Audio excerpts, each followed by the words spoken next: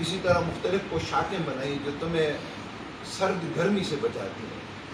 یہ جو قرآن کو حسن دیکھیں، عام طور پر لباس کا ذکر جب آتا ہے نا تو گرمی سے بچانا نہیں، سردی سے بچانے کا ذہن میں آتا ہے، لیکن اسلام میں پوری تہذیب ہے، اور لباس کا کمال یہ ہے کہ گرمی میں آدمی کا پورا لباس ہو۔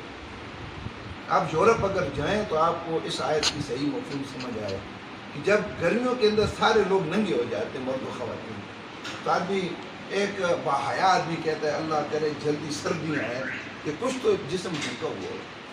جب گرمی میں لباس کا ذکر کر دیا تو سردی کا خود ہی ذہن میں آ جاتا ہے، اور جو چیز خود ذہن میں آ جاتی ہے نا، اللہ کی کتاب بعض اوقات اس کا ذکر چھوڑ دیتی ہے، وہ تو خود ہی ذہن میں آ گیا ہے۔